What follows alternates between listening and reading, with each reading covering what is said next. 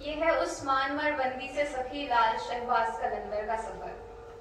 दुनिया कलंदर जैसे किरदारों को छुपाने के लिए बहुत से किरदार मुकाबिल ले आती है ताकि कलंदरों के मकसद को छुपा सके। इस दुनिया ने कलंदर के मकसद को छुपाने के लिए बहुत से कलाम भी ऐसे बनाए जिसमें कलंदर को सिर्फ सिंध और सेवन तक महदूद कर दिया।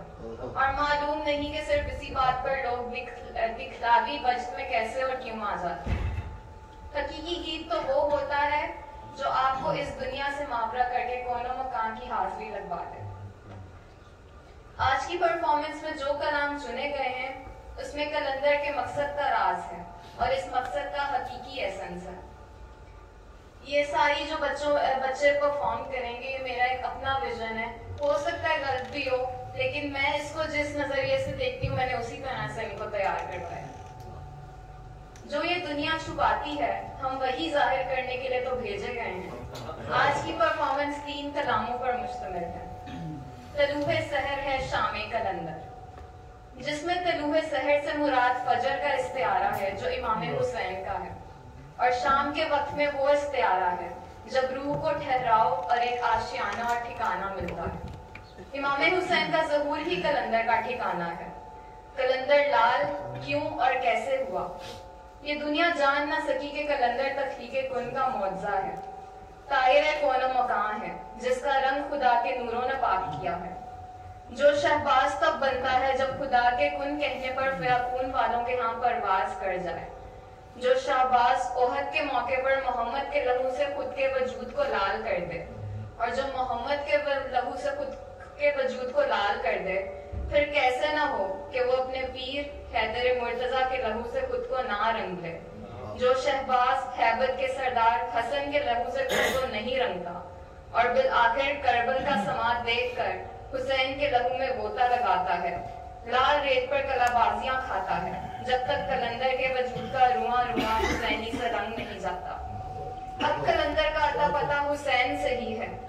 यूं होता है शहबाज लाल, जिस एक एक निस्बत को हमारे कलंदर ने खुद पर तमगे की तरह सजा रखा है, जो लाल कुर्ते में वहां बैठा हुआ है।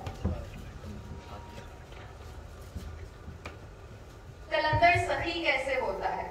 इस गीत में जामे कलंदर क्या है, कलंदर की तकसीम क्या है? तो कलंदर कहता है मेरा जाम जामे इश्क़े पंचतंज और जामे हिकमत है।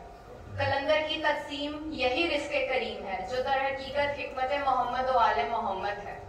जैसे सलमान, अबूजर, फिजा मौका आने पर कुरान की आयतों से ही जवाब देते थे, क्योंकि वो तो हकीकी कुरान के साथ उठते बैठते थे और उनके दीदार से तलावत करते थे।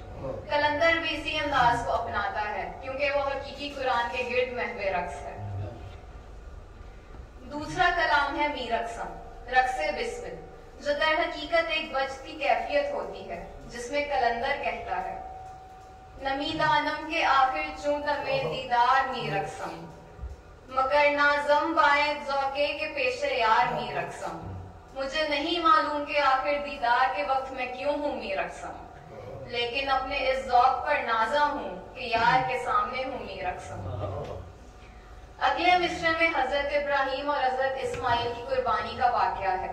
जब कलंदर को मालूम हुआ कि इस्माइल की नस्ल से खुदा के महबूब ने इस दुनिया में आना है, जो वजह तख्लीक़े कायनात है और जिसके होने से खुदा का नामो काम बनेगा, तो कलंदर इस्माइल की जगह पर खुद कुर्बान होने चला जाता है। तू वो कातिल है कि तमाशे के लिए मेरा खून बहता है, और मैं वो बिस्मिल हूँ कि खूंखार खंजर के नीचे हूँ मीर रक्सम। क्या बात। अगरचे शबनम का कतरा कांटे पर नहीं ठहरता, मैं वो शबनम का कतरा हूँ और कांटे की नोक पर मंसूर की तरह सूली पर हूँ मीर रक्सम। सरे बाजार कलंदर के रक्से बिस्मिल, सरे बाजार रक्स में देखकर लोग कलंदर को रुस्वा करते हैं, लेकिन कलंदर का ये तकवा है जो दस्तार बनु हाशिम के हर मर्द की रिवायत हो, हत्ता कि सैयदा ज़ैनब बिन्ते अली ने दरबार यज़ीद में भी पहना हो। उसी निस्बत से सर पर दस्तार सजाकर मस्ती में अमरो रजा बाहोशो हवास वो महवे रक्स होता है, दोनों जहानों में मस्त अलस्त होता है। कलंदर कहता है कि मैं तो मतलूब को भी तलब नहीं करता, ये तो मेरे लिए हराम है, मैं तो बस उसका दीदार करके ही हूँ मीरत। और आखिर में तीसरा कलाम, मुझे लगता है ये कलाम बहुत जरूरी है, क्योंकि इस कलाम पे मुझे एक बड़ा स्ट्रॉन्ग विजन आया था जो इमाम ज़माना के ज़बूर का था। और क्योंकि उस घड़ी में कलंदर का भी एक बहुत इम्पोर्टेंट रोल है, बाजी उल्टाने का रोल है, और फिर क्योंकि कलंदर तमाम रिंदों का पेशवा है, और कलंदर फिर बाजी, पहले म्यूजिक में कलंदर बाजी उल्टा के सारे रिंदों को कैसे लेकर अली अली मनवाएगा, ये सारी उसकी बात है। और फिर आखिर में, आखिरी हिस्से में धमाल पर अमन घर के सब रिंद आएंगे और अपने अंदर का कलंदर जगाएंगे, क्योंकि जब तखय्युल में इमामुल मुत्तकीन हो और आशिक उनके सामने महवे रक्स हो, तो देखने वाली आंख नजरे करम करती है और नूर का बना देती है। मुझे उम्मीद है कि जब हमारा कलंदर इशारा करेगा तो यहाँ सब महवे रक्स होंगे और अपने अपने अंदर का कलंदर दिखाएंगे।